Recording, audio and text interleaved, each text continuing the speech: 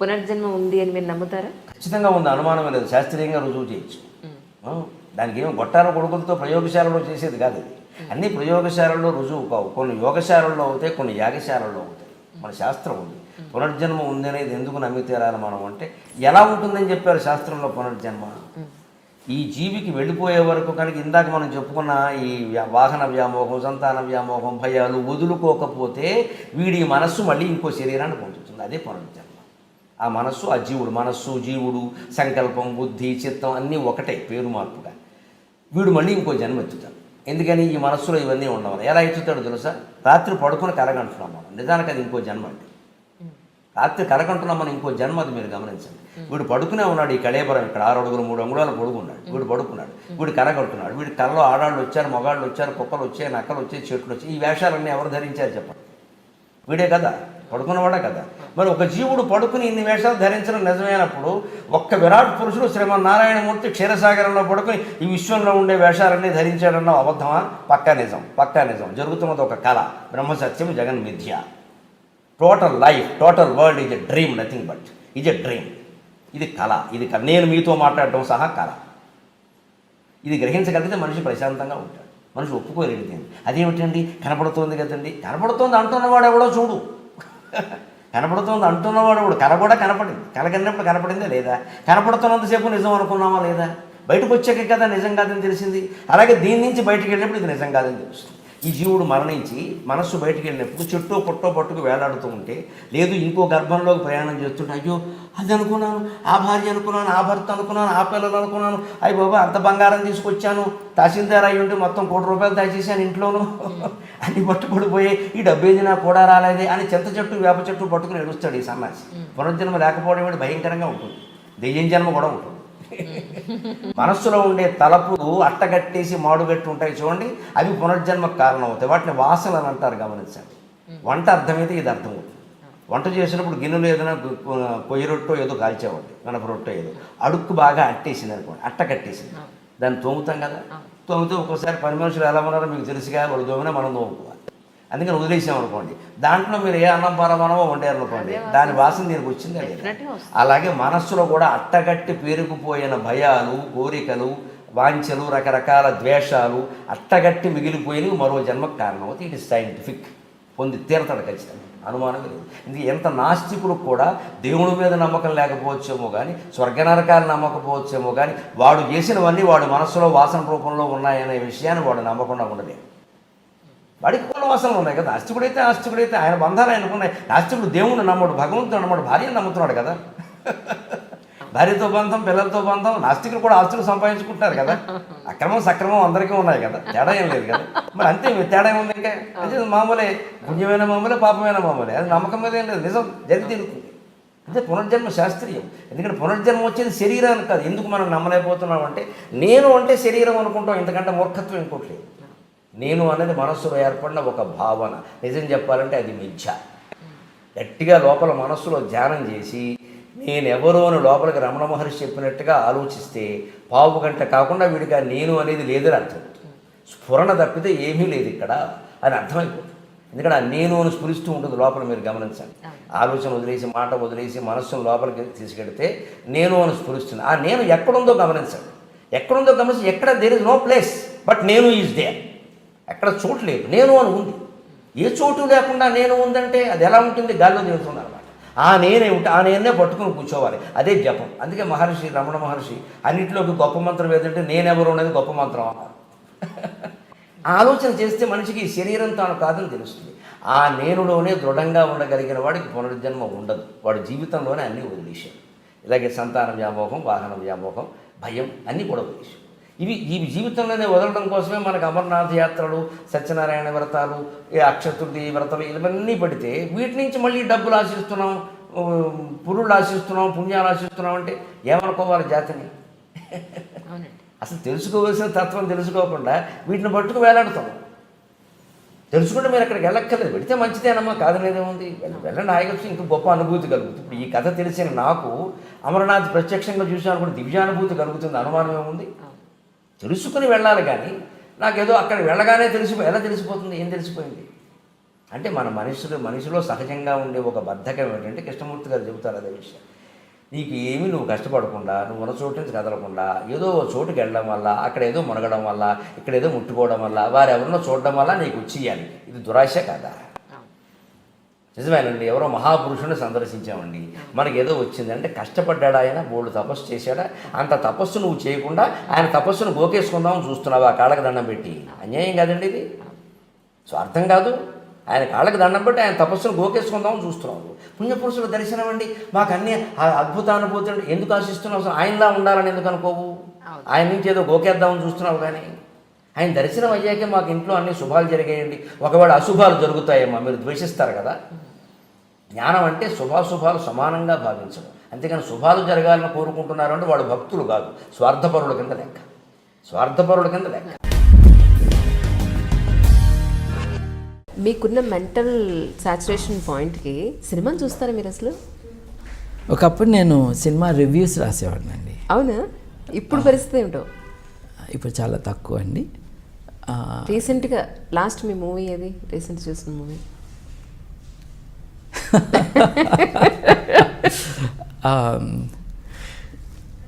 మా బాబును నా వైఫ్ ఇద్దరు చిన్నపిల్లలే, ఇద్దరు కలిసి జాంబీ సినిమాలు అవి చూస్తూ ఉంటారు. అట్లా నేను మా ఇంట్లో సినిమాలు ప్లే అవటం చూశాను, కానీ I never sat down to watch. Okay. నిజానికి దీనికి ఎవరు మీనింగ్ చూడకూడదు, మీరు అన్నారు కాబట్టి చెప్తున్నాను. నేను చూసిన లాస్ట్ 2 ఫిల్మ్స్ తెలుగులో సినిమా హాల్కి వెళ్ళి చూసినవి, 2 పవన్ కళ్యాణ్ సినిమాలు. మీరు అని ఫ్యాన్ అని చెప్పుకోవచ్చా? లేదండి, I'm not a fan of any film actor. Okay. I'm not even interested in their personal lives or political ambitions. కానీ చూసినవి అవి. ఓకే. ఒకసారి ఊరెళ్తే అత్తారింటికి దారేది సినిమాకి అందరూ వెళ్తుంటే నేను వెళ్ళాను. ఓకే. అంతకుముందు గబ్బర్ సింగ్ సినిమా నంబర్ 1 అది చూశాను. ఇవే నేను చాలా తక్కువ సినిమాలు చూడటం. నిజానికి సినిమా చూడటం నేను మానేసిన కారణం లైన్లో నుంచుని టికెట్ కొనుక్కోవాలి అన్న కారణంగా నేను వెళ్ళలేదు. ఏదో తప్పు చేసిన వాళ్ళలాగా అక్కడ లైన్లో నుంచుంటే ఒక గుర్ఖా వచ్చి కర్ర పట్టుకుని నువ్వు ఇట్లా నుంచో అట్లా నుంచో అని డైరెక్ట్ చేస్తూ ఉంటే I did not relish that experience. ఇప్పుడంటే మీరు నెట్లోనే బుక్ చేసుకోవచ్చు. కానీ నెట్లో బుక్ చేసుకోవక్కర్లా, నెట్లో ఇంట్లోకి తెచ్చుకోవచ్చు సినిమా. కానీ నేను చూడలేదంటాం నిజమే, కానీ అప్పుడప్పుడు ఎక్స్ట్రాక్ట్స్ సినిమాలు చూస్తూ ఉంటాను. ఐఎమ్ టికిల్డ్ బై బ్రహ్మానందం గారి కామెడీ. అవునా? I'm tickled by it. అప్పుడప్పుడు కొన్ని డిస్టేస్ఫుల్గా ఉంటాయి, కానీ overall they make me laugh. Brahmanandam గారి హ్యూమర్ ఐ ఎంజాయ్ అండి, ఆర్ హిజ్ యాక్టింగ్. అంటే స్లాప్ స్టిక్ కానీ బాడీ షేమింగ్ చేయనివి కూడా ఇంటెలిజెంట్ అండ్ ఫన్నీ డైలాగ్స్తో ఉన్నాయి, కొన్ని ఉంటాయండి. That appeals to me. But overall అంటే నాకు సినిమా అది ఇంట్రెస్టే ఉంది. నేను I have been more interested in European cinema, German and French. So నేను ఇండియన్ ఎక్స్ప్రెస్కి కాలేజ్ డేస్లో ఉన్నప్పుడు I use to right reviews. నేను హైదరాబాద్ ఫిల్మ్ క్లబ్ మెంబర్ని. చాలా దూరం వెళ్ళి సారథి స్టూడియోస్లో ప్రతి వారము కొరియన్ ఫిల్మ్స్, ఇరానియన్ ఫిల్మ్స్. మీరు లేనిది ఎక్కడని అడగండి. అంటే cinema as an art form, how to tell a story అండి. What is cinema? It's how to tell a story. అది చక్కగా ఎవరు చెప్తారు అన్నది వెతుక్కుంటూ ఉంటాం. Because story is entertaining, sometimes it is ennobling. మనం కథ విని ఆ హాల్ బయటకు వచ్చేటప్పుడు డిఫరెంట్గా బయటకు వస్తాం. సో ఆ ఎక్స్పీరియన్స్ని వెతుక్కుంటూ సినిమాను కూడా నేను దాని పట్ల అట్రాక్ట్ అయ్యి చూడటం అనేది చేసేవాడిని. తర్వాత ఒక Indian Express editor was my student, French student. అదేంటి నువ్వు రాయచ్చుగా మాకు రివ్యూస్ అని అన్నాడు. సరేలే రాస్తానని ఐ డిడ్. నీకు జర్మన్ వచ్చు కదా, జర్మన్ సినిమాలు ఎందుకు రివ్యూ చేయవు అని అన్నాడు.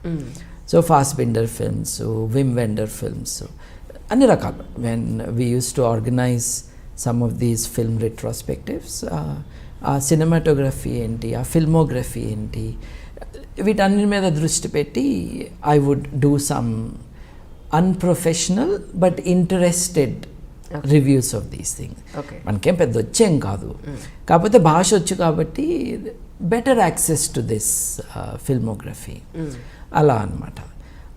ఈ ఎక్స్పోజ్ అయినాక specially Iranian and Korean films అవి చూసినాక Indian films specially Telugu films చాలా ఇమ్మెచ్యూర్గా ఉంటాయి.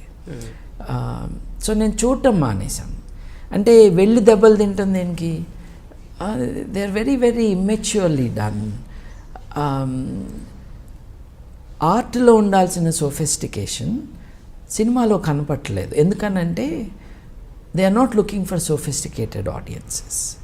ఎక్కువ మంది టికెట్లు కొనడానికి ఎవరు వస్తారు అని అనుకుని వాళ్ళు ఇది కోరుకుంటున్నారు అని వీళ్ళు ఇమాజిన్ చేసుకుని they are getting in to it. I'm not part of that. So దాంట్లో నేను లేనట్టే సినిమాల్లో. That's how it is. అంటే వ్యవసాయ పరిస్థితి ఎలా ఉంది, రైతుల పరిస్థితి ఎలా ఉందంటారు? అంటే మీరు ఆ డిపార్ట్మెంట్లో పని చేశారు కాబట్టి అడుగుతున్నాను. బాధ అవుతుందండి. ఒక రాబెప్పని ఒక ప్రోగ్రామ్ ఉండేది మా టైంలో. ఒక 6 months మమ్మల్ని విలేజ్లో ఒక ఫార్మర్కి అటాచ్ చేసేవాళ్ళు. ఆ టైంలో ఏ రైతుని అడిగినా సార్ మీ బిడ్డని మరలా మీరు ఫార్మర్ చేస్తారంటే నేను చేయనండి అనేవాళ్ళు. జేడి లక్ష్మీనారాయణ గారు ఇదే మాట్లాడారు. అవునా? ఎందుకంటే యాక్టర్ల పిల్లలు యాక్టర్లు అవుతున్నారు, సివిల్ సర్వెంట్స్ పిల్లలు సివిల్ సర్వెంట్స్లోకి వస్తున్నారు, ఓకే, డాక్టర్ల పిల్లలు డాక్టర్లు అవుతున్నారు. ఒక్క రైతు విషయంలో మాత్రమే తన ప్రొఫెషన్లోకి తన పిల్లలు రావడానికి ఇష్టపడతారు. అసలు ఇంట్రెస్ట్ కాదండి, అటు సైడ్ తీసుకెళ్ళడానికి ఇంట్రెస్ట్ చూపించట్లేదు. అరే ఇది మన పొలం రా అని చూపించడానికి వాళ్ళకి ఇంట్రెస్ట్ వస్తలేదు ఏ రైతుకి. మనమేమో రైతే రాజు, వ్యవసాయంలో సాయం ఉంది, ఇట్లా బయట చూపించుకుంటూ ఉంటాం, వ్యవసాయ ఆధారిత దేశం, కంప్లీట్ వ్యవసాయ ఆధారిత దేశం, ఇట్లా చూపించుకుంటూ ఉంటాం కదా. ఇట్లా చూపించుకుంటూ ఉన్నప్పుడు ఇది అంటే వాళ్ళ బాధలు ఎందుకు. మా ఫాదర్ వాళ్ళ అన్న తమ్ముళ్ళు అందరూ వ్యవసాయం మీద డిపెండ్ అయ్యేవాళ్ళే. ప్రకాశం జిల్లా బేసిక్గా డ్రాట్ ప్రోన్ ఏరియా, కంప్లీట్ కరువు ప్రాంతం. వర్షాలు లేక పంటలు ఎండిపోయిన రోజులు చాలా ఉన్నాయి, వాళ్ళు ఇబ్బందులు పడిన రోజులు కూడా చాలా ఉన్నాయి. అటువంటప్పుడు చూసి ఏ రైతు తన బిడ్డని రైతు చేయాలని కోరుకోవట్లేదు. మరలా అసలు ఆలోచనే రావట్లేదు రైతులకి. కానీ ఎడ్యుకేటెడ్ వ్యవసాయంలోకి రావాల్సిన అవసరం ఎంతో ఉందండి. చాలా అండి, నిజంగా అదొక హాబీగా పెట్టుకుంటే మంచిది. ట్రూ. నేను అదే అనుకుంటున్నాను. నేను ఒకవేళ ఇది రాకపోతే నేను ఒక 30-40 acres కౌల్లాగా తీసేసుకొని నేను ఒక మోడర్న్ ఫార్మింగ్ టైప్లో నేను ప్లాన్ ఎందుకు చేయకూడదు యాక్చువల్లీ? ఎందుకంటే మనిషి పుట్టిన తర్వాత చచ్చేంత వరకు ఫుడ్ కావాల్సిందే, అది ఏదో ఒక రూపంలో ఫుడ్ కావాల్సిందే. అలాంటప్పుడు దాన్ని ఎందుకు నెగ్లెక్ట్ చేయాలి? నెగ్లెక్ట్ అనేది భయపడుతున్నాం కదా. ఇప్పుడు రైతులకు అందాల్సినవి అందట్లేదు, వాళ్ళకి కొంత ఎడ్యుకేషన్ లేదు ఒకటి, ప్లస్ వాళ్ళలో ఇల్లిటరసీస్ అనేది కూడా చాలా ఎక్కువగా ఉంది ఒక మాటలో చెప్పాలంటే. సో వాళ్ళ విద్యా శాతాన్ని పెంచి వాళ్ళలో నాలెడ్జ్ పెంచి ఒక ఎడ్యుకేటెడ్ని వ్యవసాయంలోకి తీసుకురాగలిగితే చాలా, అంటే గ్రాస్ రూట్ లెవెల్ నుంచి కూడా చాలా అద్భుతమైన ఫలితాలనండి, గొప్ప మార్పు ఎందుకు రాదు అనేది నా ఉద్దేశం. అంటే ఇప్పుడు ఏమవుతుందంటే society they are moving towards technology అండి. అందరూ సిటీల్లోకి వెళ్ళిపోదాం, సిటీల్లో సెటిల్ అవుదాం అనే ఆలోచన ఉంటుంది. కానీ ఏ వ్యక్తికి చాలా తక్కువ పర్సెంట్ పాపులేషన్కి విలేజెస్కి వెళ్దాం, విలేజెస్లో వ్యవసాయం చేద్దాం అనే ఆలోచన చాలా తక్కువ మందికి ఉంటుంది. చిన్నప్పటి నుంచి పేరెంట్స్ కూడా ఏ బిడ్డని ఆ విధంగా పెంచట్లేదు. First thing. సెకండ్ థింగ్ ఏంటంటే అగ్రికల్చర్ అనేది కంప్లీట్గా మన చేతుల్లో ఉండదు. సో ఇట్ డిపెండ్స్ ఆన్ ఎంత రెయిన్ పడుతుంది, టెంపరేచర్స్ ఎంత ఉన్నాయి, మన సీడ్ క్వాలిటీ ఏంటి, ఇట్లా వాటర్ అవైలబిలిటీ ఎంత ఉంది, దీని మీద డిపెండ్ అవుతుంది. అటువంటప్పుడు నీ లైఫ్ని రిస్క్లో పెట్టి వ్యవసాయం చేస్తున్నట్లే. నీకు నాకు ఖచ్చితంగా నాకు రిటర్న్స్ వస్తాయి దీని నుంచి అని కాన్ఫిడెన్స్ ఉంటే ఎవడైనా వెళ్ళి ఇన్వెస్ట్ చేస్తాడు లైఫ్లో. అండ్ థర్డ్ థింగ్, జనాలు ఏమైపోయిందంటే తప్పుగా అనుకోవద్దు, డబ్బు అండి సొసైటీని డబ్బు రూల్ చేస్తుంది. మానవతా విలువలు, మానవతా సంబంధాలు, ప్రకృతిని ఆస్వాదించటం ఇదంతా పోయింది. డబ్బు వెనక మనిషి పరిగెడుతున్నాడు. పాతకాలంలో ఇట్లా ఉండేది కాదు నాకు తెలిసినంత వరకు. డబ్బు వెనకాల ఎప్పుడు మనిషి పరిగెత్తలేదు. ఉన్న డబ్బుతో ఆనందంగా ఎలా ఉండేది చూసేవాడు, కానీ డబ్బు వెనకాల ఇప్పుడు మనిషి పరిగెడుతుండటం వల్ల జనాలకి అది ఒక రెమ్యూనరేటివ్ ఎంటర్ప్రైజ్గా కనపడట్లేదు అగ్రికల్చర్ అనేది. అందుకే ఇంట్రెస్ట్ చూపించట్లేదు. అండ్ మీరు అన్నది 100% నిజమండి. చిన్నప్పటి నుంచి లైక్ టెక్స్ట్ బుక్స్లో కానీ ప్రతి ఒక్క దాంట్లో కిడ్స్కి అగ్రికల్చర్ దాని ఇంపార్టెన్స్ సీరియస్గా చెప్తున్నాను. మీరు తప్పు అనుకంటే నేను మెన్షన్ చేయను. ఈ మధ్య విలేజ్ విజిట్కి వెళ్ళాం. మాతో పాటే సెలెక్ట్ అయిన ప్రొబేషనర్ ఇది ప్యాడీ క్రాప్ అంటే, ఓ ప్యాడీ ఇట్లా ఉంటుందా అన్నాడు. నార్త్ ఇండియన్ ఓకే, నేను తప్పు ఒప్పని నేను అయినా ఎందుకంటే అతను ఢిల్లీలో పుట్టి పెరిగాడు, అతనికి అవసరం రాలేదు ఏ రోజు, ఎందుకంటే అతను కాంక్రీట్ జంగిల్ కంప్లీట్గా, అవును. కాంక్రీట్ జంగిల్లో ఉన్న వాళ్ళకి తప్పుగా అనుకోవద్దు ఎవరు, లేదు. కాంక్రీట్ జంగిల్లో ఉన్న వాళ్ళకి ప్యాడీ ఇలా ఉంటుందని తెలియాలని రూల్ లేదు, అది అతను తప్పు కూడా కాదు. లేదండి, అక్కడ వాళ్ళకి తెలియకపోయినా ఆశ్చర్యపోకలేదు. ఇక్కడ మన తెలుగు రాష్ట్రాల్లోనే తెలియని పిల్లలు చాలా మంది ఉన్నారు. ఇలా ఉంటుందని కూడా తెలియదు, గేదెకి ఆవుకి తేడా కూడా తెలియదు వాళ్ళకి. అదే అది అట్లా అంటే అది నేను తప్పు అనను, అది ఒప్పు అనను, ఎందుకంటే పెద్దలు ప్రతిదానికి బహుముఖాలు ఉంటాయంటారు. ఇది మంచి చెడు అనేది ఏం లేదు, బట్ ఆలోచించుకోవాలి ప్రతి ఒక్కళ్ళు ఈ విషయంలో.